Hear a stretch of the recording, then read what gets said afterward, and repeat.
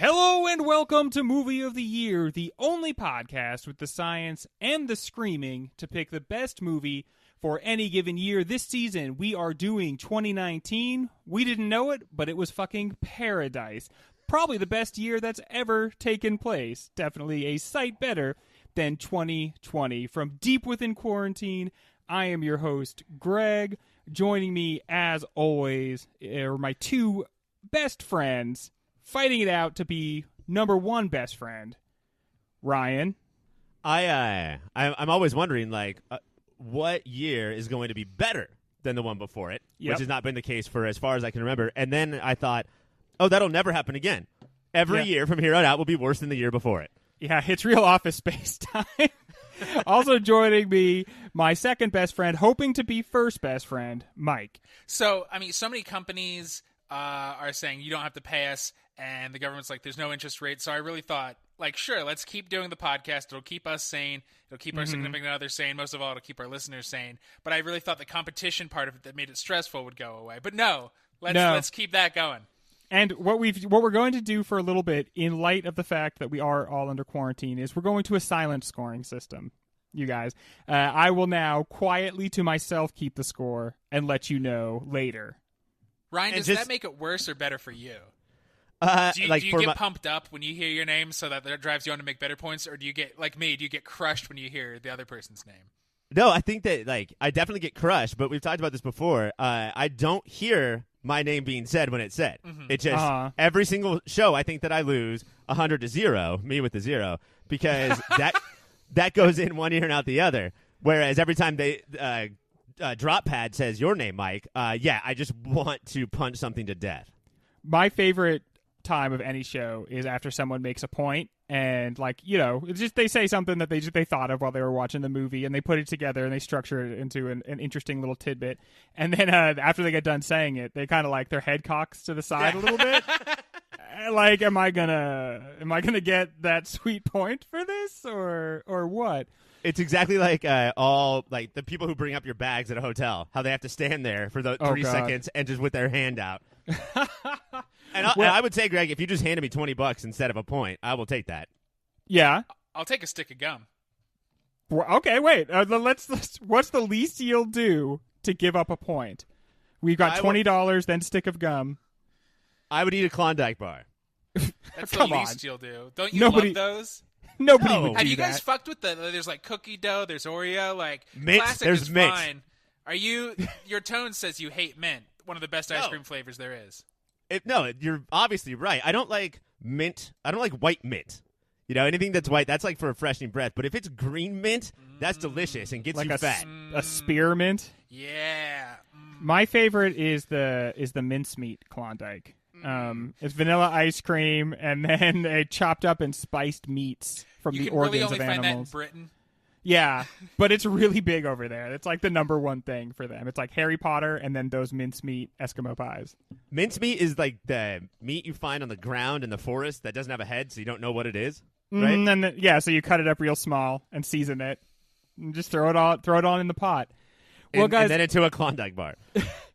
To take our mind off of just all of this stuff, we thought we would watch a little bit of escapist, a little bit of a fun movie, and we picked Midsommar. Midsommar, guys, do you have any experience with this movie before you have seen it? Before you saw it for the show tonight? I actually, because I'm an idiot, I watched it a couple of weeks before we recorded, and then had to make that decision of, did I watch it so hard that I could come in here and beat Mike with all of my, points and shit, or do I have to watch it again? And I motherfucking watched all 2.5 hours of it again. Dang. This was my first viewing. It came out when I was out of pocket and could not see movies. But I feel like I have to come clean because, I love horror. I think the listeners know I'm the horror guy. But I've been this is my first Ari Aster movie. I didn't see his last one. I've really failed, and will try to do better. I think there's few directors working today where that matters so much. I think this being your first and this being your second of the two are two completely different watching experiences. You know? Is this your second tour of duty or your first? I did see Hereditary, and it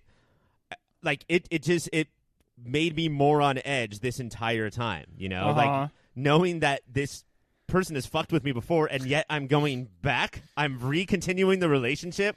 You're just pissing yourself the entire time. It's like when you date somebody a second time and you're like, sure, I remember the good, but I also remember the horrible, crippling emotional abuse. So you're always like, this dinner's fun. Well, what if when it gets not fun again? The other thing, too, about having seen both, and I'm just going to try and keep it to Midsommar on this episode, is that I think he's got an insane amount of talent, but he has issues in both of these movies. Like, there was so much stuff from Hereditary that was not fixed. And so, yeah, I'm just going to shit on Midsommar about that today. But overall, I think that it is a almost must-see, brilliant, in more than one meaning of the word movie that just it does have its definite flaws. It's interesting because it's one of a set of 2019 follow-up horror movies, right? Like Little Women. Like Little Women. Jordan Peele's Us came out, and it had like big shoes to fill, and Midsommar came out, and it had huge shoes to fill. Did it do that, Ryan? You're the only one who's seen Hereditary, but do you think this is a better movie than Hereditary? I think that it shows a more confident filmmaker, one that relies less on like sort of 80s shock horror. And Hereditary was great at that, but still needed a lot of it, to get by. Yeah. But then the other part of the follow-up, the shoes to fill, is that the conversation paled in comparison to Hereditary and to Us and Get Out. It just did not resonate the way that it did. I don't know if it was because it was summer, or I think that it's just Midsommar. It came out in Midsommar, but I think that people were more confused by this movie, and therefore less likely to talk about it. Yeah, I think Get Out, Us, and Hereditary are all pretty classic or playing with classic horror movie stuffs, and this one fucks with it a lot harder. But most people, when they think of like, I'm going to fuck with horror, they think of like Cabin in the Woods. Right. This, he's fucking with it slyly, and so people are like, I don't even want to talk about it. There's so... But yeah, that's true because people are nervous about sounding dumb. We're not. We're going to sound dumb for the next hour and a half. But a lot of people are nervous about it. We're just going to put our shoulder down and just all sound dumb as hell. With Us, there was so much to talk about, but the movie pointed at the things that you're supposed to talk about. Look at this thing. Look at this thing. Aren't those weird? Discuss, please. There was like help with that. With Midsommar, there's some obvious stuff that we have to address today, but a lot of it is like, where do we even begin with it? Yeah. Well, that's a funny question, Ryan. And with Rushmore? When we come back, we will actually get a chance to address that question. Midsommar is the second film by Ari Aster, who disturbed the world with his first movie, 2018's Hereditary. Midsommar follows 4 American grad students as they learn about new cultures, themselves, and ultimately, each other. It is a beautifully shot, majestically scored paean to pagans, and a devastating repudiation of our cold, indifferent American culture. Without a family or any true connection, Dani, the movie's protagonist, learns to let go of her toxic, fake relationships and embrace a community that values shared emotional experience and celebrates all parts of life. So, gentlemen, I ask you this. When it was first released, the reception of this movie focused on what an awful guy Christian is. Now that the dust has settled and men have been fully redeemed, JK, LOL. But seriously, is it reductive to see this movie first and foremost as a commentary on a bad man? I think there's a lot of bad men in this movie, but I think it's also and in the world. And in the world, especially. There's more in the world than in this movie, for sure. I think, there's only one fully fleshed out character in this movie, which is Pew Pew Pew. And the rest are all different versions of a bad dude. Christian is a piece of shit. And part of, maybe people have talked about this and I have not heard it. He is gutless until it's the worst time to have any sort of guts because he doesn't want to talk to her about this trip. She finds out like a week before. He doesn't want to tell his friends that he told her she could come. Like, he runs away from every confrontation. And in the middle of the thing, when he decides to rip off Chidi's thesis, that's when he's like, no, I should have confidence. And then he's just a dumb asshole. He's a completely different kind of bad guy. He cheated Chidi. Let me backtrack here 1 second because I think my question is premised on something and I want to see if you guys agree with it. Do you agree that the reception of this movie focused mostly on its connections to like a sort of Me Too or terrible man mythos. Well, I think that in the era that we're living in, that it's hard not to take that first look at it, you know. But like when you went on to AV Club, when you went on to The Ringer, when you went on to wherever you go to like get your zeitgeisty reporting on culture, do you feel like that was the message that people? Honestly, the thing that I saw the most was that this was a 3-hour breakup movie, and that was to me that was always used as a pejorative. I totally agree with it, and that's a big reason of why I loved it. Is that they were able to show in a movie that was supposed to be focusing on the horror of a lot of things. Yeah, it's about the horror of a lot of things. An actual like realistic breakup, or should be breakup, instead of like she cheats or he punches or the stuff that we usually get. It's that we have these two weak-willed people in different ways. Yes, and then the problem is tragedy strikes. Yeah, and that sort of locks you into a relationship in a really awkward but common way, I think. You could see it in his face in the first scene. He's ready to break up with her, and Will Shameless is like, yeah, it's done. He's like, yeah, okay. And then the minute her whole family dies, you can see the math in his head. He's like, how long? Yeah, for sure. Can I stay in? And it feels shitty at first, but if he just broke up with her right then, it probably would be best for both of them. Well, it certainly would have. Yeah, I think in the end it would have been better for both of them in this one particular case. But in real life, even if this didn't end with like murder, death cult, wouldn't it be better if he is like totally over her and doesn't want to be around her and can't even look at her? Wouldn't it be better, even though she just suffered all this loss, to be like, yeah, dude, I don't know, I gotta go, I'm sorry, like, right? Because he is instead he stays and is like kind of like 1/10 in the relationship. Yeah, like what he's saying is that I'm going to stay in, and what I think that's the right thing to do. It's never what anybody wants to do. It's what will other people say about this other thing if I do it? Oh, I can't do that, so I'm going to stay in. And what I'm going to do is I'm going to give you, on the surface, what you need, but literally nothing of what you need, which definitely comes into play later in the movie. Okay, yeah, because that does tie into the rest of the movie, right? What happens on the surface versus what really happens in the depth of the soul or in a community. And it would have been so much better, not in the moment, but for the grand scheme of things, if he had said, shit, that sucks, bro. I'm sorry. I still care about you a lot. What I'm going to do is we're going to end our monogamous relationship. I'm going to go hook up with other girls. But now I'm going to be here for you as a friend, get what I need from them from other places. And then also, man, I'm so sorry this happened. Please let me be with you. But he can't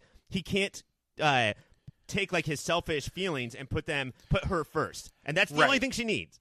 And it makes it worse because there's a point when he would rather like leave a room than have a discussion with her in the beginning of the movie when he like, because it is a week before a 2-month trip. She didn't know it was happening. Yeah. He's like, I told you it was happening. She said, you said, wouldn't it be fun if I did this? And then so he walks and then she's like, I'm sorry. So not only is he not supporting her, now she has a different emotional strain because she has to take care of this fucking baby man while she's dealing with her whole family just died. But then on the flip side, like, she's not perfect. She is also like not self-reliant enough. I'm not saying that she ruined the relationship, but I do think in this movie on second viewing, which I can say and you guys cannot, so you're welcome for that. I'll say it. I'll say it all night. I know we're doing a silent scoring system, but I gotta give you a point for that one, Mike. Thank you. That there's a lot of bad in this relationship. I know this is not Pop Filter's hit show, The OCD, and I know we don't typically do things like this, but did Christian or their relationship remind you guys of maybe your past in certain ways, how you have, not in our current perfect relationship, but how we have just been shitty. We think that neutral is good. And watching this, I realized how, I understand how all the problems with people had with my neutral being very, very bad. Yeah, I think I would hate Christian anyway, but the amount of hatred is definitely a healthy dose of self-loathing. Absolutely. Of early 20s in a relationship. Especially the cowardice of I will kind of lie to everybody and be like, what? To everybody. Like, I don't want to let my girlfriend down or my friends down, so in fact, I let them all down harder. Part of the go, Ryan. The other problem, too, is that the person who has the most spine about the relationship ending is Will Poulter, and you don't want to be Will Poulter. You don't, like, of all your friends, that's the one where you're like, well, if I take his advice, I'm him, I guess. That's awful. Which one's Will Poulter? He's Eyebrows, who gets all like the funny lines in the movie, even though he's a piece of shit. The jester guy. He's on the dead tree. The guy who gets skinned. Yeah. Yes. The fool. The coxcomb. The reason I asked the question, I think, is because I definitely got the sense that it was about a breakup, like you guys said, and it clearly is. But I felt like there was that the breakup is a symptom of what this movie is criticizing as a part of Western culture, which is a complete isolation, a complete like the very dark remnants of humanism, where it's like we are all individuals, and so we're all so totally isolated. This was before isolating was something that we did to protect each other, but that we're also insular. We don't really look at each other. We don't really see each other. We don't really defend each other. And that it was their breakup was part of that, but also the family breakup, the family dynamic. I mean, the sister killing the parents, the like loneliness of Danny's character, the fact that the friends are like really not. That's not like a friend group. They don't really like each other. They're just kind of around one another. It's a lot closer to a friend group you would see on TV. Like that works all at the same place, that are sort of just like I don't know, location friends, as opposed to like we tell each other everything and we're connected in these very strange ways that other people aren't connected with us. Because they are. It is just like, here's 4 examples of why dudes are awful, and I'm not knocking the movie. I think that was all purposeful and insightful. Right, I think they are location friends. They're all in this like PhD program or whatever. So you do end up becoming quote unquote close because like your normie friends can't understand the weird stress of going through that thing, but also you would never actually hang out at a Denny's with any of these people. Like, and you fake it for a few years. You're like, sure. I mean, we have this in common, and then eventually you're like, once you're out of that situation, you're like, we had so little in common. But isn't that similar then to Christian and Danny?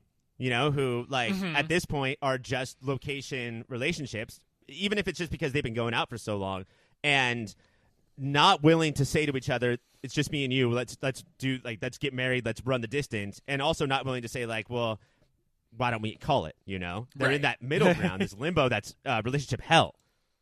Yeah, what I noticed the filmmaker did, what Ari Aster did, was there's so many shots where things start getting really weird at Hargersvarg or whatever it's called, and there's so many times where one of our main characters is looking at the others and like making eye contact, like look at me, look at me, look at me, and they just don't look at one another. And when you compare that with the cults, the way they interact with each other is they don't hand something to somebody without making deep, meaningful eye contact. Right. You know, so it's like and enjoying the silence with each other. Yeah, enjoying. But it is interesting because you said this is one of the big things that's going on as a critique of Western civilization, but it does feel like he's like, but also don't go too far the other way, because I don't think the movie comes away with like, but isn't togetherness great? Like there is two together. That definitely, I think it seems to be the point. Except, I think because it's a horror movie, and by the way, I want, so that you guys don't have to say it, I just want to point out how brave I was to watch this movie. So brave. I was very brave. I found it deeply upsetting, and it really fucked with me, but I also liked it quite a bit. But I do feel like there is that, like, yeah, you can go too far. Except, because it's a horror movie, probably, I really did feel like, at the end of it, it's like, well, they all have each other, and they're like teaching the next generation how to be, and they're all connected, and they're not afraid of grief. They don't like run away from people feeling grief. I came away from this being like, you know what? Maybe I feel like Danny feels. As somebody who's pretty pro grief, and I think I do have an issue with how even when we're not in the middle of a grief-stricken situation, just feel some grief anyway. Yeah, I'm just like, hey, remember your grandma died when you were 10. I'm pro grief and pro connection. It doesn't. They also force it, and I think that is wrong. It's like, okay, we're killing these people at 72. 2 young guys have to die because we need the number 6 for some reason, because that's the sacrifice number. So it's like, I'm connected, but I might be died and isolated completely. The guys who go in the sacrificial yellow tomb thing at the end, who are part of the society, who chose to be there, right as the flames start licking, they're like, wait, this is awful, and start screaming and realize what a bad mistake it was. Well, I mean, they scream from the pain, but I don't know if they scream from regret. Oh, no. One guy is just pain and kind of smiling. One guy, you can see the sheer regret on his face. One guy, when they make eye contact, see, this is one of the things I think is like super brilliant about this movie. A lot of times when you show a cult in a movie, you show them as all true believers, all equally fired up. They all are just manic and crazy all the time. In this movie, when they show the people in the cult, you see them hesitant, you see them afraid. The old people, they're making like a noble sacrifice. They both are obviously afraid, freaked out. Those two guys getting burned up, that's how they feel. There's a lot of times you can see the cult just hanging out in the background of shots when they're getting ready to sew Christian up into the bear suit. There's like a young girl who's being consoled because she's freaked out that one of the two people from the village who are part of the sacrifice, she's going to miss that guy. And so she feels really bad. And she's like being consoled. That's not the girl who fucked Christian? No, yeah, that's Christian's girl who's like, she's like being consoled because he's going to die. She seems like understanding this is the way shit works. Yeah. But it's still a bummer. And also, guys, sex doesn't always take on the first time as far as pregnancy goes. Like, she's really hoping that jizz word. But they're so connected. She knows. To me, I think that the movie's point is that you can connect in a right way. You can connect too much, but you must connect. And that's why I think Christian stands out from all of his friends and from all of the cult members, is that this guy just refuses to, not in relationships, even with his thesis. He's wishy-washy. He doesn't know what he wants to do. He just is jealous of other people knowing what they want to do. I think that the point, even more than don't be in the cult, is don't be Christian. Right. In all connotations of that sentence. As a person. Right, yeah, because, Chidi has the thesis, and he's super passionate about that. There's definitely shitty things. I think the only shitty thing I could really think of, other than they're all pretty cool to Danny, is he definitely knows what's coming, because he talks to the Swede guy, and he's like, oh, Asherblugen? And he means that two old people are going to jump off the cliff. We're going to watch a real one. The guy's like, yeah. And they're like, what is it? He's like, I can't explain. Motherfucker, you could have been like, these two people are going to jump off a cliff. But see, he didn't. We're going to talk about this a little later. Or no, we can talk about it right now. Like this is like a weird cultural thing that's going on in this too, because he knows that what that term means is ritual suicide. What he also probably knows is that people aren't sure it was ever really done. Most of the things that are done in this movie, like they harken back to folklore tradition, and no one is sure that anyone actually ever did them. And so he's probably in part of that, being like, well, I don't want to judge this culture by assuming that they're going to do this terrible thing. Yes. I think that's such a huge through line of this, is how polite will you be? How culturally sensitive will you be? And then at the same time, they're also reductive of this culture because they don't think it can endanger them. They don't want to be rude to it, but they don't think they can be hurt by it. But I mean, I think that's a lot. And there's a lot of things of how this movie, especially if you're not a fan of how things are right now, you can view it with this lens of commenting on today's society. But I think the biggest one is when Christian says, look, man, it's their culture. They do what they want, and we put old people in homes. So, is it that bad? And it's just that, this baby stepping of just letting off more and more awful things happen until everything is awful. There's a point where you have to say, that's not my culture, and it is also at the same time fucking wrong. Yeah, so if Christian stands for neutrality, everything was never be you don't have to be neutral. You can take stands. You can respectfully say, please don't kill my friends.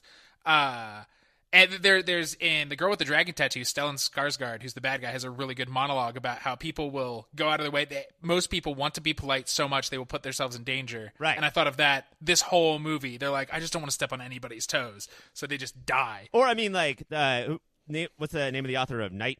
Elie Wiesel or Elie Wiesel. Wiesel, thank you for not saying it as American as you could. His quote about how neutrality led to all of that in the 40s and 30s, and then all of this today. The cult is responsible, but also in a lot of ways Christian is as well. How the cult is bad, even though Danny ends up with them, is that the two Brits who show up with our Swede's brother do see that bad things are happening, and they get got too. They just try to leave, but they're not allowed to leave. The minute it's not just people who are fucking up, Polton pissing on the tree, Christian being generally Christian about it, Chidi trying to steal the tome, you're like, oh no, these are bad people, because they also killed two people who haven't done anything bad and just I want out, thank you very much. Yeah, it's a two-step process. It's please understand our culture, and then two, if you don't, you're dead. Right. Also, you will die. All right. When we come back, we're going to check in with my very good friend, Descripto the Magnificent. Descripto the Magnificent. And we are back. All right. We know a dude, a guy, an hombre, who likes to review movies. He's Descripto, and he is simply magnificent. He writes in a lot of different voices. He has a lot of different interests. He's a varied person. Guys, I'm going to read one of his reviews about a movie from 2019, and I'm not going to tell you what the movie is. You're going to tell me, and if you get it right, you're going to get some of these sweet points. Let me get all the way through the end. You'll know when I am done reading, because I will tell you how many stars Descripto has given the movie, and a lot of times, that's part of the fun. Over-the-top acts of violence that seem to come out of nowhere. For a movie that couldn't spend a few extra minutes giving its audience some background context or characters to care about, it sure didn't mind lingering on useless and disturbing gore. 2 stars. Mike. Midsommar. It was not Midsommar. I see why you would think that, but it was not Midsommar. Ryan, do you have a guess? Ryan. Is it Hobbs and Shaw? It is not Hobbs and Shaw. That was gore? That was, of course, the 2019 Brightburn. Oh, Brightburn. Which asked, probably what an if accurate review by Descripto. Superman were a maniac killer? Actors gave a lifetime performance. For that, I want to give them 5 stars. But as far as the movie goes, whoever wrote this movie must have a sickening mind. As this movie, it is just the most depressing, disgusting, and again, sickening movies that I have ever seen in my life. So much so that I wish I never have seen that, and I really would like my money back, please. 1 star. Ryan. I feel like this is somebody who, the type of person who writes a lot of Amazon reviews and just recently saw Parasite. This is actually Descripto the Magnificent. I'm sorry. I meant to say Descripto. All right. D to the M. Descripto the Magnificent. All right. I apologize. And the movie was not Parasite. Mike. Marriage Story. Not Marriage Story. It was Lighthouse. Okay. That makes sense. Yeah. I don't agree, but I can see where Descripto's coming from. Do you disagree because there were not enough sickenings in that? Yeah. Yeah, but 9 every more time sickenings. Ryan's like, so sickening, and it's a positive. So many narrow-minded, miserable people in our society today. Look, a movie is but a story, and each story has something to offer. Each one is rated, not always properly, but is. Hollywood doesn't have a psychological thriller category, so they lump it under horror. Unfortunately, most idiots expect horror to be something filled with CGI, blood, and gore, and when they don't get that, they slam the movie. 4 stars. Ryan. This has to be Parasite. It is not Parasite, no. Motherfucker. Mike. Us. It is not Us, it's Ma. You guys remember the movie Ma? With Octavia Spencer? That's the one. About a totally normal adult who just wants to drink in a basement with the kids. I don't see the problem with it. Is it so weird? You just want to hang out with younger people? They keep us young. Stamps its own mark in horror history. You'll know why after you see it. And I can see why it's being categorized in the same section of movies as The Shining. I would definitely suggest watch the film more than once, only because there is so much missed the first viewing. And it may lead you to feeling confused like some audience who are hating on it. After my second viewing, I had a way more understanding and appreciation for the film. 5 stars. Ryan. This is Us for sure. That's not Us, man. I don't know what to tell you. Mike. No, This Is Us, the TV show. Oh, yeah, this is okay. You got it. Mike, Dr. Sleep. It was not Dr. Sleep. Oh, because of the Shining thing. Very good. It was that movie Suspiria. Right. That was this fuck. That was dude. It's been a while. It's been a while. I'm not sure what direction, if any, this movie was meant to take. It's almost as if they threw all their ideas, no matter how drunk or otherwise the writer was, on the floor and sent a lobotomized rat into the room to run around and decide the order of events. Yet through all the gonzo goings-on in this film, the twist ending still manages to wrap up things in a very predictable horror cliche. 1 star. 1 star. Mike? Us. That was Us. Oh, my God. Damn it. For the first time in the history of Descriptos, somebody has gotten one right. All right. That was Us. Very good. It runs an hour. Do I still get a wrong guess or no? Yeah, go for it. Give us a guess, Ryan. What did you think it was? I was going to say Us. Oh, okay, yeah. That's a point for Ryan. Okay. Very Perfect. good. Very Well, good. you said it after I said it. Back. Is Ryan, is that true? Did I you? don't think so. It was Yeah. samey timesy. His answer, Mike, his answer was Us, which was the right answer. All right, moving on. It runs an hour too long and hits you with totally unnecessary homosexual themes and multiple F-bombs. You guys, homosexual themes and multiple F-bombs. Descripto, I think this is now a good time to say this. We don't condone Descripto. He's not part of the podcast. Retweets are not, what's the word? Yeah, they're not. This is not a retweet. This is not. That's the word. Retweets are not retweets. Retweets are not retweets. We don't consent to any of this. Totally unnecessary homosexual themes and multiple F-bombs, capital F-bombs. It's typical modern-day Hollywood leftist dogma, using the medium of cinema to push the leftist/liberal agenda while you pay for it. All we want to see is a good horror movie. That's it. That's it. We do not care to see any social commentary here. We want to understand what is going on. The last line of this review is, we want to understand what is going on. I don't know if that flows from the rest of this, but I feel it. I super feel that. That subtext is text right there. Yeah. That's what those people are always saying, but they don't come right out and say it. We want to understand what is going on. 1 star. Mike. I don't know if we do repeat the lighthouse. Not the lighthouse, Ryan. Okay, so there's a couple I'm thinking of. An hour too long. That is so much too long. Like that's a lot. That's a lot of too long. Most people say like a scene or 15 minutes. So I've narrowed it down to 2. I'm gonna say this has burned us in the past. I'm gonna say Midsommar, but I want it to be The Irishman and just have this guy's take on the gay horror movie The Irishman. Final answer, Ryan. I must press you. Midsommar. It is not Midsommar. It is It Chapter 2. Oh, there was a guy who sort of barely realized that he was kind of gay at the end. And that was too much for this description. We want to understand what is going on. I've never seen a Fear. That's what's going on. I've never seen a less confusing movie than It Chapter 2. I know, right? It's the second chapter. It's the monster from the first one, and now they're adults and they're fighting it, and there's fear.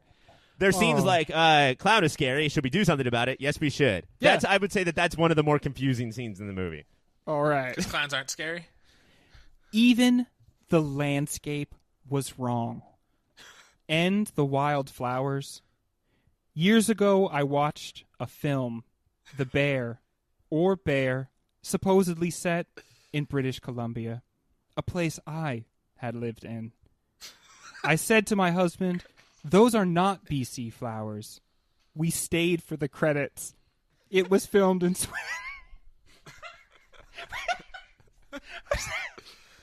We stayed for the credits. It was filmed in Switzerland. We were warned about the gore, but not the nudity. It did not bother me, but might upset some Americans. 1 star. Ryan. Ryan. This has to be Midsommar. It's Midsommar! Congratulations! Right. That's Ryan. also my answer. Oh, you also guessed. Too late. You also guessed. Like I already said Midsommar. Midsommar. Okay, Obviously. well, so you're repeating what Ryan said. No, it was my separate thought. Okay, yeah, I'll give you a point for that. I love how they brought in that late 80s kids movie, The Bear. That made my sister cry so much. If I could think of one movie that Midsommar reminds me of, it's The Bear, because both movies have a bear. I love that he think this was Canadian. I love that he said in this. Yeah, it's not based on nothing. They're like, must be Canadian. That's they not never Canada. pretend it's. What do they think Canadians are like? My favorite part is when he says, "We stayed for the end credits." Like, because if you just said to me it was filmed in Switzerland, I would be like, I'm lost. How do you even know that? How did you come to that information? Greg, the way that you read that was like one of those easy listening hosts. Uh-huh. They like take requests, but also they read something to the other person's lover. Yes. Like, just so you know, Juan, Stephanie's hanging out waiting for you tonight, and here's a little song called If You Like Pina Colada. And I don't like how that host is hitting on the other significant other. That's all she does, yeah. I was trying to do my poetry reading voice. They're close. All right. When we come back, what we're gonna do is we're gonna kick out all the normies, all the normcore, and we're gonna sit down with just our very best friends, and in many cases, lovers. and have a little Patreon-only section. How can you get in on the magic of the Patreon? Frankly, I don't know, and they won't tell me, and so I can't plug it because I have no idea how any of that works. Can I jump in here, Greg? Can I help you out? I was just gonna. That was you. Okay, Mike. Well, how do you do that? I would say the easiest way is going to patreon.com/yourpopfilter and picking a tier to hear all of this show. $5 a month. That's a coffee. You're probably not drinking that coffee this month anyway. You can't even get more it. tent. You can't even get it, but you know what you can get? More tent. Well, I still don't know how you do our Patreon, but I do know that when we come back, we're only talking to those people. And we're back with all our beautiful fans, and it's time to do another one of our questions. Florence Pugh is a new kind of final girl who is a much more fleshed out character than we're used to, even more fleshed out than how Simon ends up. How does Florence, the official actress of the podcast, handle the role, and how does Aster change what it means to be a final girl? Now, real quick, guys, let's pretend everybody is as much of a horror dum-dum as I am. What is a final girl or the final girl? So a final girl like Jamie Lee Curtis from Halloween, Sidney Prescott. I'm going to jump from actress names to character names in Scream. Neve Campbell in Scream. So it's the Jamie Lee Curtis is like the most iconic one, right? Yeah.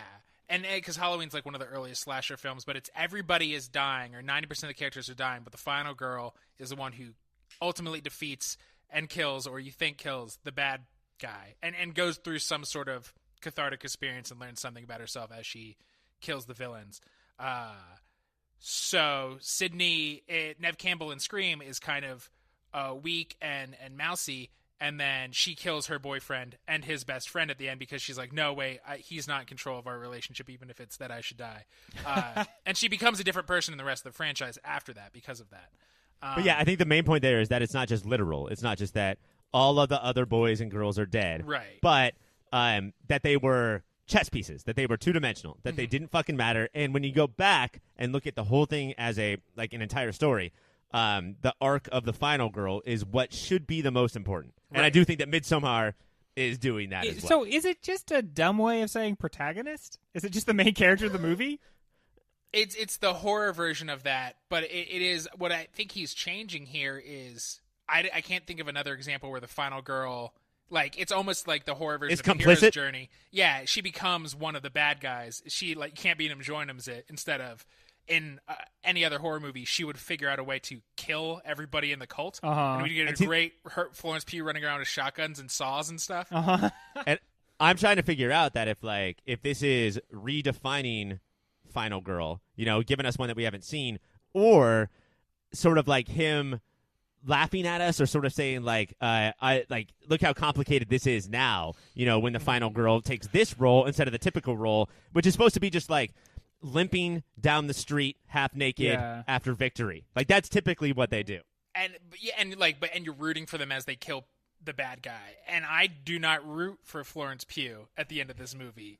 I think like everything is like, this is a more realistic horror or whatever, and here's how people act. I think he's saying, look, if you're surrounded by 100 people and you're drugged out of your mind, you probably would just do what they say instead of running away, but especially if you're as lost and isolated as she's been. That's not what happened to this movie, though, right? It's not that it's not simply a Stockholm Syndrome thing, right? Like, we are supposed to think that, like, she has sort of accepted their way of life, right?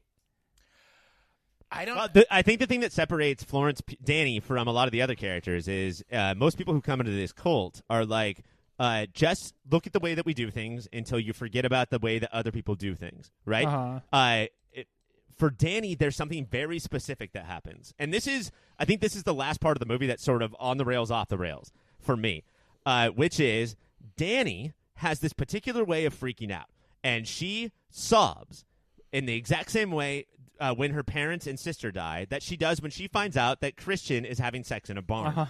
The first time she sobs when the parents die, which to me is a much worse thing to happen in your life, is all she has is Christian and he's barely there.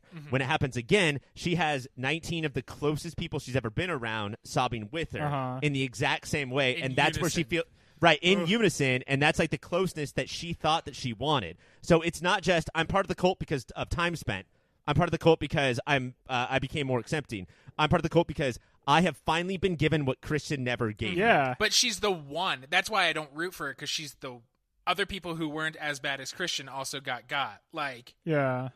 It's still like a weird selfish move, and why I'm not like, oh, it's not Stockholm Syndrome, is she is drugged out of her gourd. Yeah. So nothing is actual consent. And even at post that like unison cry, which is terrifying, when she's Flower Monster and she like does that weeping like lumbering step cry and then like composes herself afterwards. But like I think that is her still fighting with it, because it's not just like the crying like it's complicated. The drugs fuck it all up for me. If she was sober, I'd be like, okay, she made these decisions, but I'm still like, you might wake up tomorrow and be like, oh no. You know what? Ultimately, I like think, most drug trips.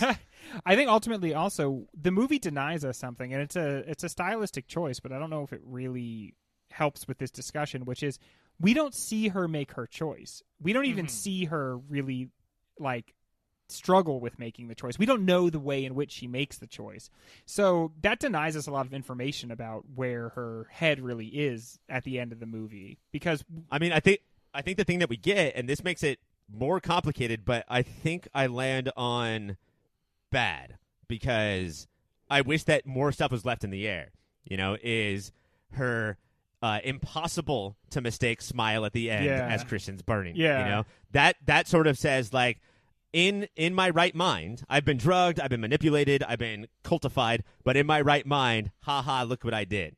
Yeah. And he's a bad guy, but I don't know if he deserves to be sewn up in a bear and burnt alive while he can't move, but can definitely feel everything that's happening to him. Like it's for a movie to interrogate how men can be assholes. The very creepy Swede who gaslights and lies to get them all there and get died. The movie ends on his side by him not getting got in any way, shape, or form. Just be a little nice to somebody. Just drug them until they love you, maybe.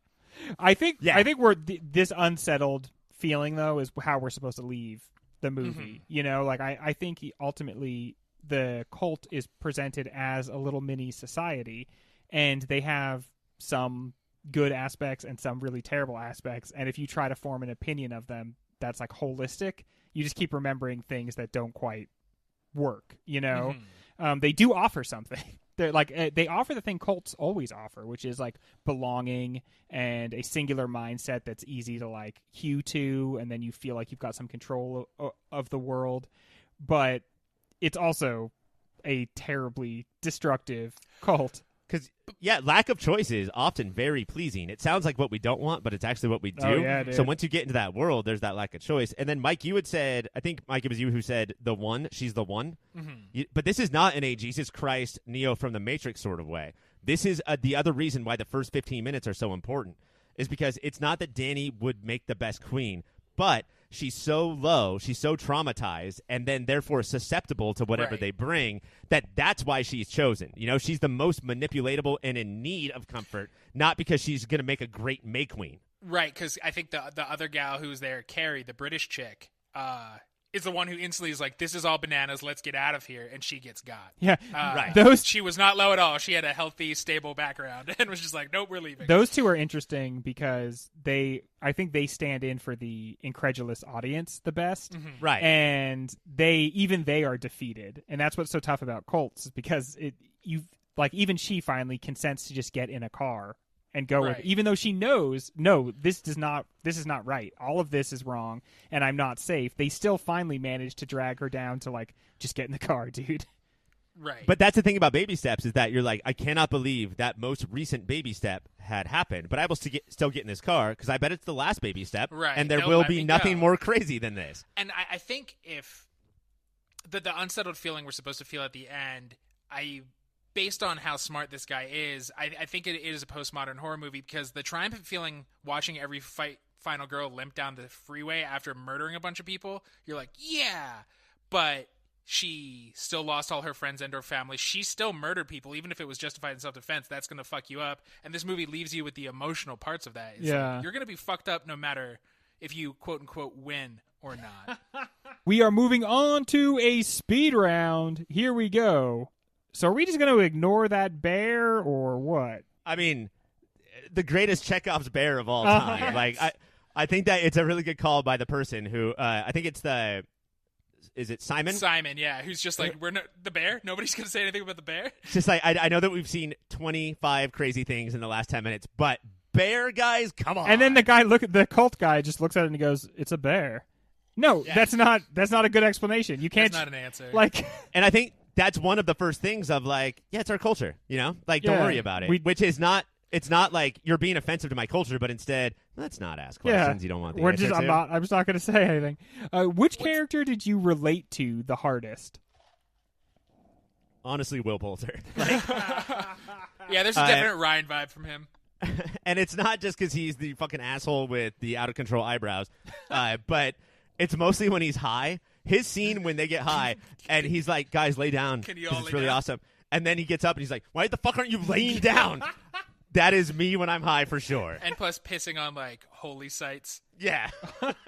It wasn't on purpose, but I will still somehow, my wiener has a radar to find the most holy site to pee on. Mike, who do you relate to the hardest?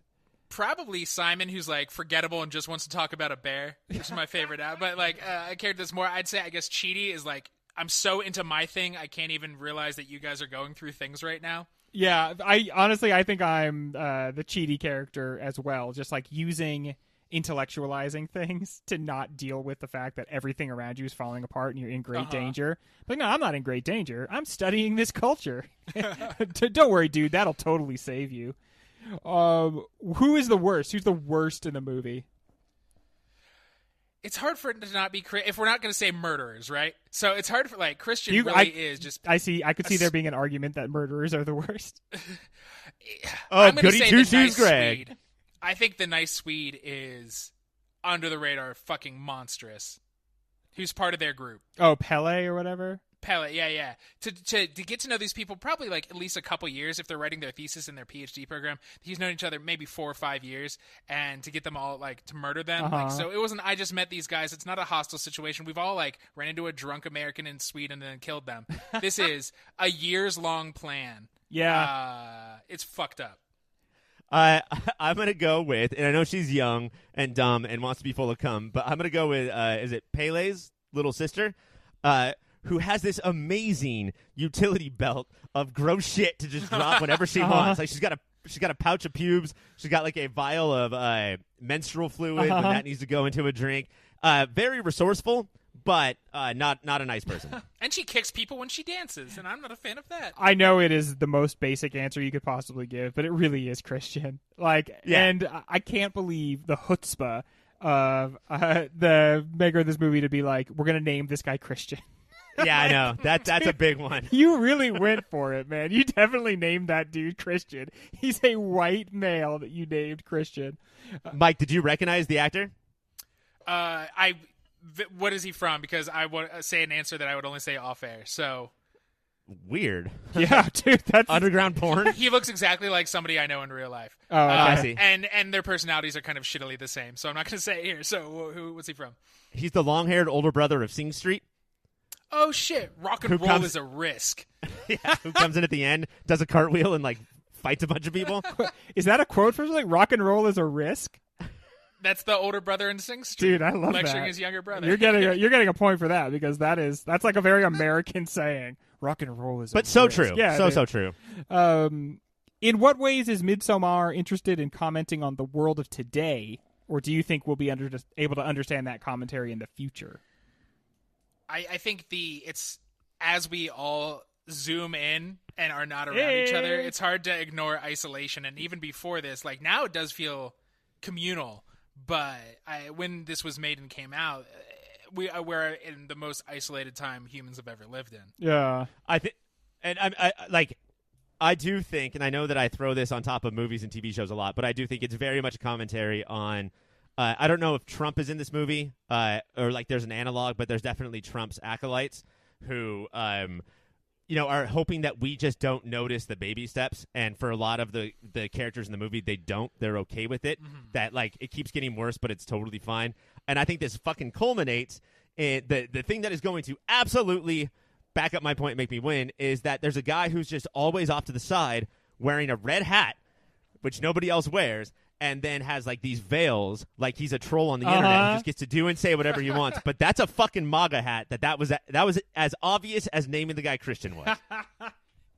I like that. That's cool. That's cool.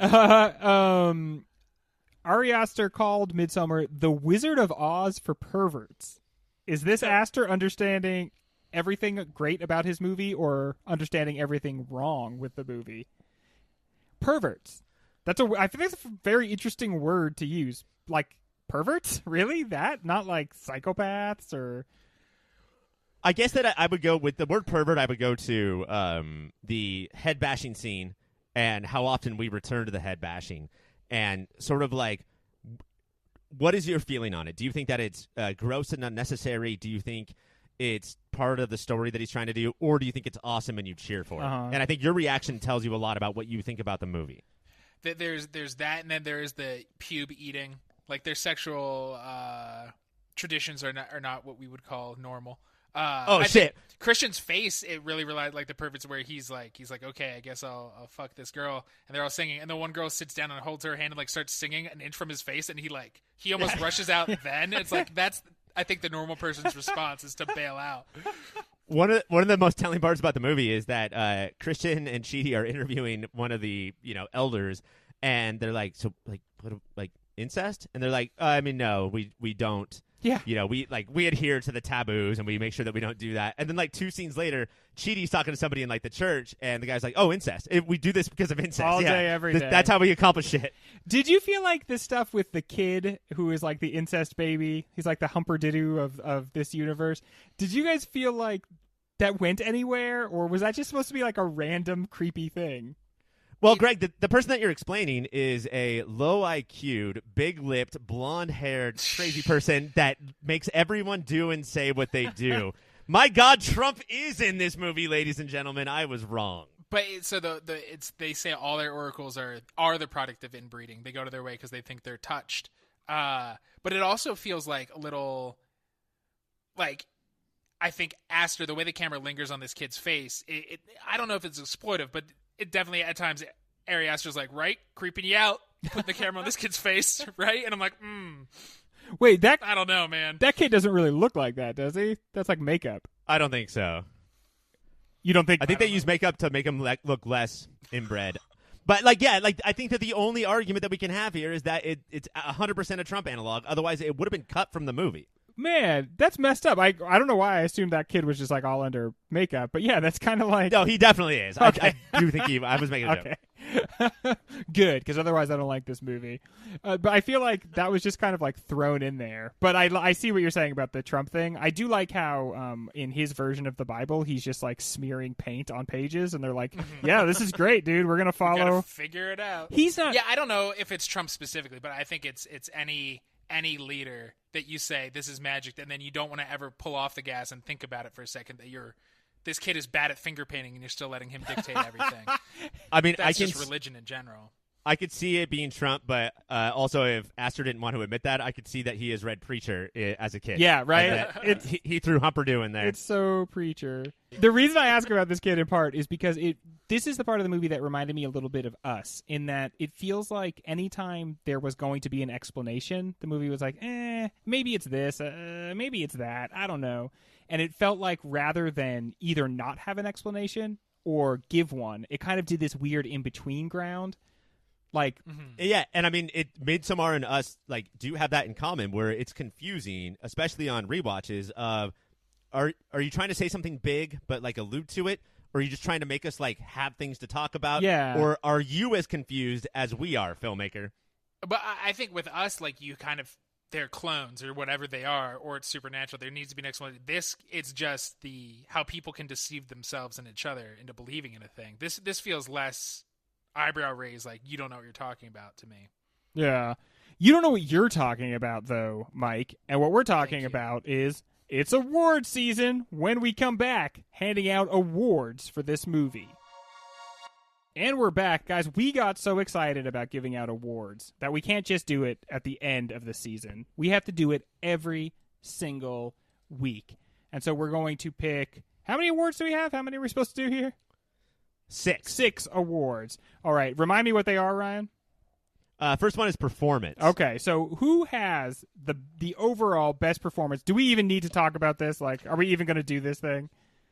the way that the award is worded is pound for pound performance. Like, it doesn't have to be the lead or even the supporting. Like, if somebody owned the 6 minutes of the movie that they were in, but we have one official actress of Pop Filter, you know, and I don't think it's just that. It's not our deep, deep bias for this lovely, lovely woman. It's also the movie relied so hard on creating a three-dimensional performance or character out of someone who can only, as far as we know, give three-dimensional performances. And it's highlighted because, like, nobody else was even 2 dimensions. Everybody else is like, here's your stock archetype. We don't need to dig into their motivations in any way, shape, or form. Maybe the Swede who brought them there, but, like, she stands for so long because that's what the movie only cared about hers. I think the cult has way more emotional depth than, besides Danny, than their victims do. I think you learn a lot more about who the cult is and what their individual personalities are than you learn about any of these knuckleheads.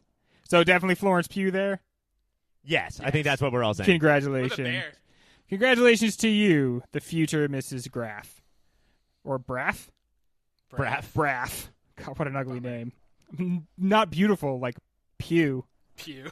All right, Ryan, what is the next category for awards? Next one is cringiest moment of the movie. All right, Mike, what is your cringiest moment of the movie?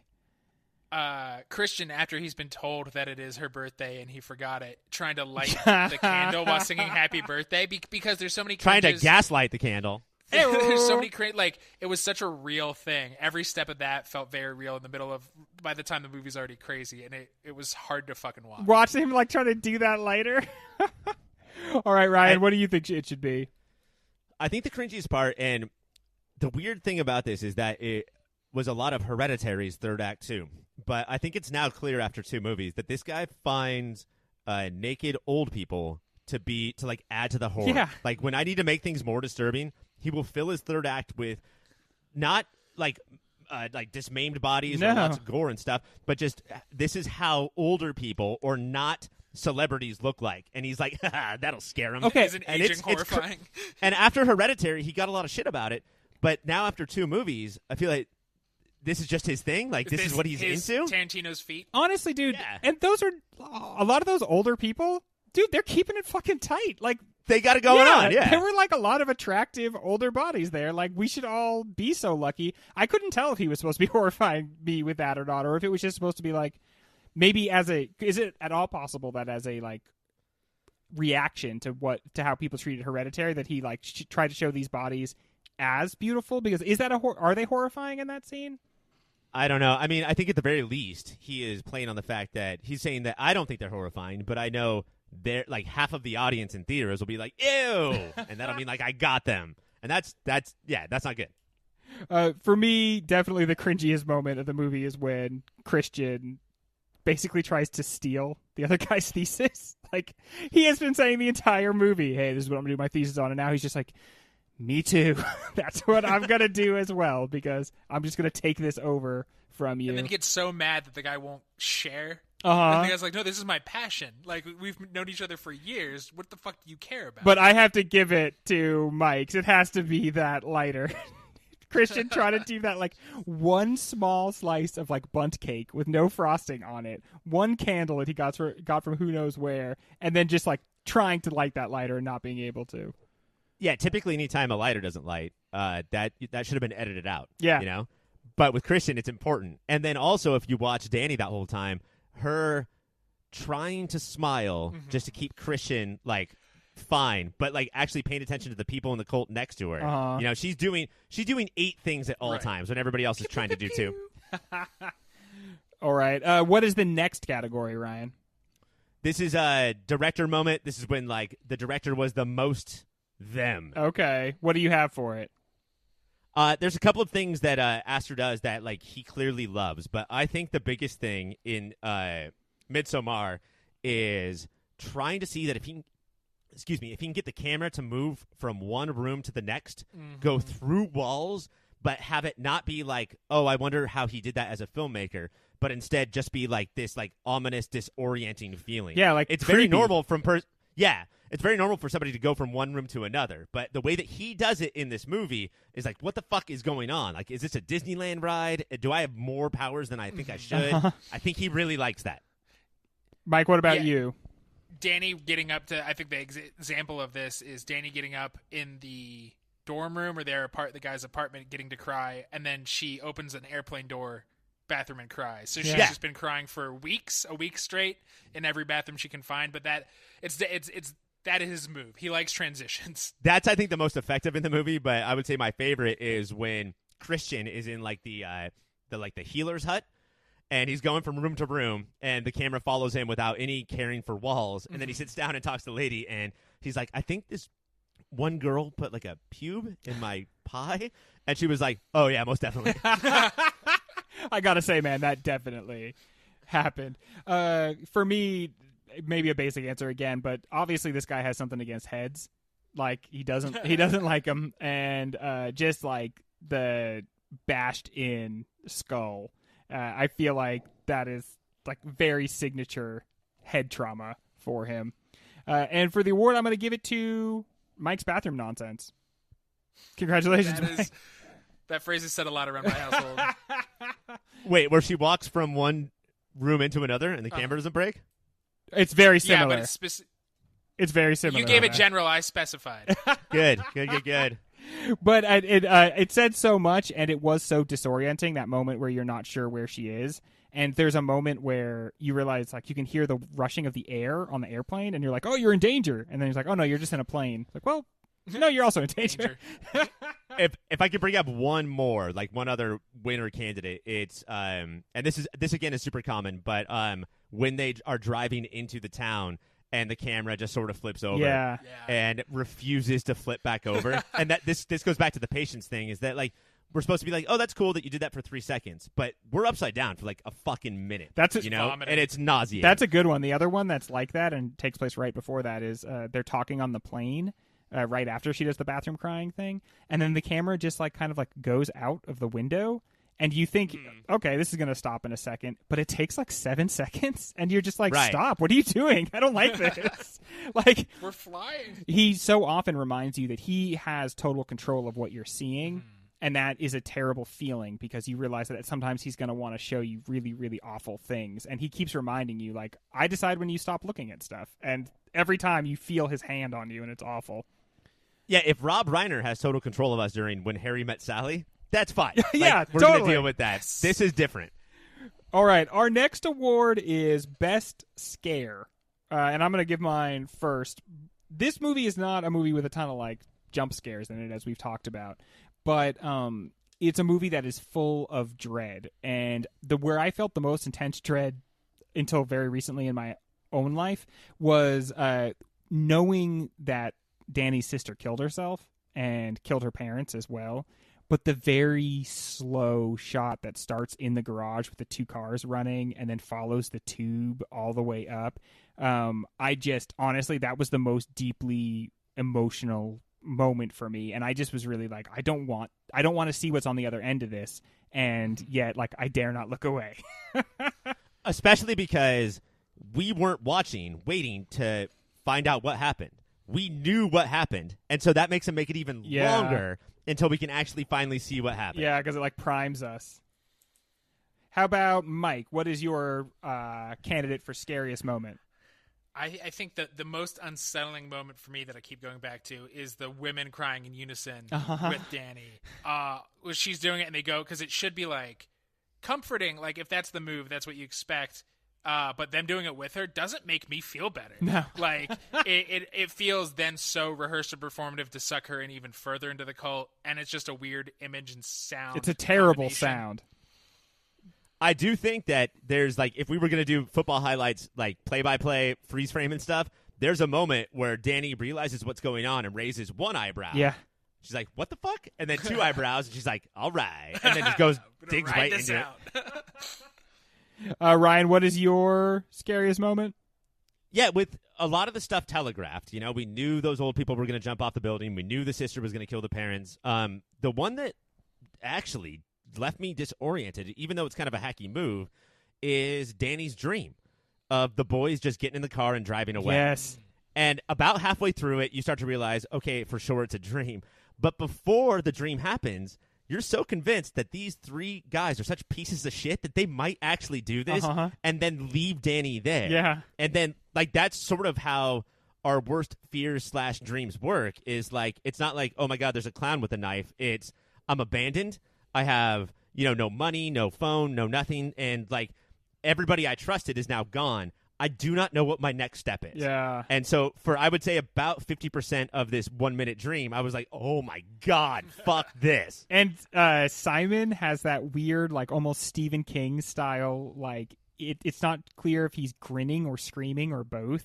He's like got this really like Joker style like grin on his face, and it's just horrible in like every direction. That guy's face is so awful anyway, and then so much stuff happens to it in the movie. Which, let me, everybody in the audience, let me give you this advice for getting ahead in life. Next time you're very happy or you're about to laugh really hard, make it so people don't know if you are enjoying yourself or terrified or trying to terrify them. And just see what happens. Just see how it goes. I am going to give that one to Ryan because that moment did resonate deeply for me. And I did something that this movie invites you to do and you are afraid to do it, which is go back and rewatch scenes and look at what else is going on. There's this terrible compulsion revulsion about this movie where you want to look away, but you also want to look like way, way closer. And that was definitely one of those scenes. Let's pick a topic that we talk about a lot for this next one. This award is our favorite cultist. So I think we should restrict this to the movie, though.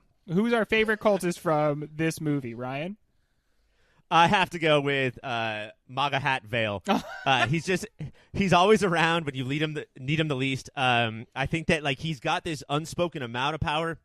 He's not in charge, but he's not a plebe. And there's just no reason I can think of to like give him a red hat other than Astor made this movie in 2019. All right, Mike, how about you? The girl dancing next to Danny in the May Queen like dance off is just so unabashedly like innocent and into dancing and into Danny winning. There's no competitiveness. It's just like so joyful that I'm like, you make me feel comfortable in a way nobody else in this movie has. Totally. Also, 10 times better than Duolingo. Like teaches Danny Swedish in 4 seconds. Yeah, but you are speaking Swedish. Oh, and she's just like, awesome. This is so cool. For me, it's got to be Father Odd. The reason we even have this award is because all the cultists are so different. They don't have that like monoculture thing. They like all have their own reactions to everything. And Father Odd is honestly like, first of all, the coolest name ever. Like basically even more ostentatious a name than Christian. And the whole time he's just really trying to like lead his flock. He is constantly teaching people about what they're doing. He's like at the end he's instructing those kids about how they're supposed to like eviscerate the bear to pack their human victim into it. And he really is like all these different people stand for some different aspect of culture, and his is really he like forwards it. He keeps pushing this culture forward by teaching people and doing it in a loving way, even though he's teaching them to be murderers. Did we all do our favorite cultists? Yeah. What was yours, Mike? The dancing girl with Danny at the end who teaches her Swedish. And Ryan, yours is the MAGA hat guy. I'm going to go with dancing Swedish girl because If I could pick a close runner-up, the guy who gets very upset at Will Poulter peeing on a tree. Yeah. And then it goes to dinner, and we just see Will Poulter, and he's like, I think that guy's angry at me. And then it cuts to him, not slyly looking at him, but like in a chair on the edge of his seat, just staring and glaring. Aggressively drinking his drink. That was another part of like the cult not being all the same that I really liked. That guy was hyper violent and very upset, and he didn't really worry about like keeping a good appearance on the cult. He got angry and he was like, I'm gonna fucking kill this guy, we should skin him. And then that's exactly what they do, and then he wears that guy's face as a mask because some of these people are just doing what they think they need to do to get by. This guy is Michael Myers, and so so he loves it. But imagine being the elder and that guy runs up and he's like, I'm gonna skin that guy, and the elder's like, well, we can't just skin him because he's bad, but we do skin all the ones even if they're good. So you know what? Fuck it. Just do it, See dude. what feels right. Skin away, my friend. Skin away. Next award is bad relationship sign, and I'm going to choose lack of eye contact. Every single like one of the group of main characters in this at some point cries out with their eyes, including and finally Christian at the end, where he is trying so hard to get Danny's attention. And that feeling of watching a character looking so hard at another and being like, not screaming, not making any sound, but their eyes being absolutely like, please look at me, please look at me, please look at me. The horror of that, and what a bad sign it is, and the fact that we all do this when we get upset with people. We kind of mini shun them. We don't look at them for a little bit. Just like, it was very powerful in this movie. All right, how about you, Ryan? What do you think is the award-winning bad relationship sign in a movie that is full of them? Yeah. The one that stood out to me the most, which probably means the one that hit closest to home, is I think it's Christian, who's like, yeah, Simon left in a truck without his girlfriend. It's totally fine. And then Danny's like, yeah, it sounds like something you would do. Yeah. And he's like, what? And she's like, nothing. And, okay, so she said nothing, but it's not stricken from the record. She straight up said that shit, and he straight up heard it. And, man, that relationship is doomed. Yeah. But the way all he says is, what? And lets the nothing, like, erase it, is clear that he's like, yeah. Yeah, sure. I know, exactly. One of the reasons that we side with Danny is because she wasn't lashing out. She probably didn't know she was going to say that, but she's not wrong. It's he her totally realizing. would. Yeah, Yeah, she's like, oh no. It sounds like something. Part of him, though, must be thinking in that moment, like, I had a chance to run, and I didn't, because your stupid family died. I wish I had hopped in a car and driven away. I wouldn't be in this pickle right now. Yeah, maybe the what was like, what? I could have? Shit. Mike, what do you think is the award-winning bad relationship sign? It's hit not a few days before this 2-month trip to Sweden is when she's finding out about it. Him keeping that from her and acting like it's no big deal is such a clear. You're like, oh, this guy's gonna die, and I'm not gonna feel bad about it. Oh, and like, I mean, one of the worst things that Christian does, or like maybe one of the ways that Danny is weakest, is he gets her like she tries to be cool girlfriend at all times, right? She's like, what? Oh, that's cool. Like, cool that you're doing that in 2 weeks. I guess you just decided tonight. And they get back to the apartment, and he works the conversation in such a way where she's saying, you know what, I'm sorry. I'm sorry for chasing you out of the apartment. I'm apologizing to you. Please stay here. Oh, God. That's so dark. The scene where she's talking to him on the phone, and she's, like, weeping, but she keeps making her voice just sound normal. That was some of the best acting Florence Pugh, the best actress of our time, has ever done. That is, like, so perfect. And she says, dude, you want to hang out tonight? And he's like, not like, oh, I can read between the lines and see that you're upset. He says, did we have plans? Which is saying, like, am I already on the hook? Because I guess I have to if I'm already on the hook. And it just has to be said at least one time. If your girlfriend is Florence Pugh, like, do you really do? Do you have to be such a downer about everything? Well, I'm going to win with best bad relationship sign, lack of eye contact. And guys, we are into the end of the show, and I have tabulated the scores, and you're never going to believe it, but it's 23-23.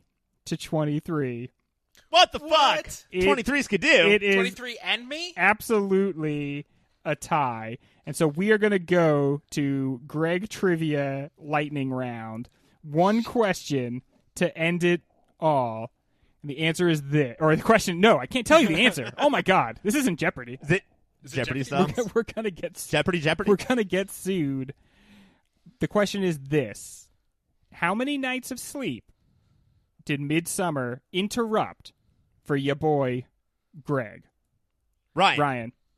6. Ryan is saying 6 nights of interrupted sleep. Mike, what answer would you like to give? 4. 4. Well, it was just 2. So, Mike, you've done it. You've wrested the crown. You are my best friend. You are my quarantine buddy. Ryan, I'm sorry you did not get a chance to be best friend this week. Mike, there's not a lot I can do for you because we're not allowed to go near each other. But just do I send you gift baskets? You know what? Is that even too much? Ryan, I guess, could tell you the kind of stuff he's been doing. It's been amazing, though. So every morning, Greg likes a basket of muffins delivered to his doorstep, but you have to like open the door and put it in his house. You're not allowed to do that anymore. In quarantine times? So throw the muffins at his window as hard as you can. I don't really want to hear about what kind of times it is. I want to get my muffins, you know? Okay. So obviously, Mike, you are the best friend, but how about Midsommar? How far do we think Midsommar is going to go? I think it's a good mid. It'll last a while. Yeah. Like it's very good, but I think we've already watched some movies that we're way more up on. We were a little more down on Aster than I expected. Okay. What do you think, Ryan? I would like to hope that we did our due diligence in proving that we are not like genre adverse. Yeah. That just because you're not a drama that that means that we hate you. Hopefully everybody understood how much we like Midsommar, and it is fucked. I think it's fucked. I think there's in like the best year of the decade, 2019. We have one movie that we were forced to watch thanks to the bracket and letterbox that will do worse because it is bad. Midsommar is not bad. I think it's awesome, but I think it's fucked. Yeah, I would say I agree with that. It's a fun movie. I'm really glad to have seen it, even though I didn't want to, and I will never again. It made me think a lot of things, made me feel a lot of things, but it's going up against stiff competition, and it's not a genre thing. It's a weaker movie than a lot of these other movies in the bracket. Well, we are out of time and beyond, so let's do some of our commercials, but let's do them quick. Mike, where can they find us on the World Wide Web? You can find us at yourpopfilter.com. Everything we do lives there. All right, very good. What else can they do when they're on the web if they want to, Ryan? You can go to yourpopfilter.com/Amazon. You may need things delivered to your house at this point in your life. For instance. If you do, please go to that website. There will be a little bookmark. Make that your new Amazon bookmark, and you can buy everything you need for this quarantine and then also help out the show. Also make sure, I think we mentioned this a little while ago, but go to patreon.com/yourpopfilter. If you don't want Amazon to bring you things, you just want to spend money, that's the best way to do it. Patreon.com/yourpopfilter. What a good way to do it. If you want to email us, it's contact@yourpopfilter.com. If you want to follow us on Instagram, it's @yourpopfilter. Twitter is @yourpopfilter. I myself am @PensiveGorilla. Mike, what are you on Twitter? @microphone_yo. And feel free to follow us. We're not the kind of people who are like, you're not allowed to follow us. You can follow us. Definitely. Feel free to do that. You guys are the type of people, though, that when they follow you, you will just start Twitter wars with them. Oh, yeah. Is that what the fuck are they doing following? Is that weird? Why would you follow me? Like, imagine you're walking down the street and someone just starts following you and you don't know them. That would be weird. You have to war them. You would have to war them instantly. Our other podcasts are OCD, where you two guys, I'm not telling you, but I'm going to pretend I'm telling you so I can tell the audience. You two guys talk about all the episodes of the OC, and generally, I think just like kind of roughhouse. There's a lot of wrestling. Yeah. We have Superhero Show, which is a show about superhero shows. Am I missing any? Clear, concise. No? I think that's all we got. All right, that's all we got. Sorry, guys. That's all. We'll make more podcasts in the future, probably. That's true. There are stuff we're cooking. We do have Greg's Quarantine Minute, but I think that's just for Greg's friends and maybe Patreon listeners. Is that true? Oh, yeah. Patreon can get it's a fucking perfect slice of quarantine life and brings in the Twitter. There's Margot Away is my favorite new podcast. And if you're a Patreon $1 subscriber, you can definitely check the Margot Away podcast, my erstwhile rival, now my good friend. But in that time when she was my rival, I did make a podcast about how she should go away and Taylor and I should spend more time together. I think that's normal. Can we do a thing where like every Patreon tier typically is like if you go up, you get everything from all the other tiers plus this one? Can we do, you get Margot Away for $1, but if you're $5 or more, you don't get Margot Away? Yeah. Like, that's just gone, and you don't even have to listen to it? It's just for that. Have to. One tier. Well, guys, good show to both of you from your quarantine bunkers. I think it went pretty well. Midsommar, I'm glad we talked about you, but probably you don't stand much of a chance. So next week's movie will be picked by our winner tonight, Mike. Mike, what movie are we going to do next week? I think in these times of high anxiety, we need something. Some people would say calm. I say no, double down. I want to be tense the whole time. Uncut Gems, baby. Oh, okay. Uncut Gems. Awesome. I don't want to watch Uncut Gems, but I thought you were going to say Joker. Thank you for not saying Joker. Oh, no, I'm trying to Joker when we're healthy. Nobody wants to deal with that. At some point, someone's going to have to say, I want to watch Joker. Well, that is our show for today. Thank you so much for tuning in. When we come back next week, we will be talking about Uncut Gems. But until then, keep watching them movies.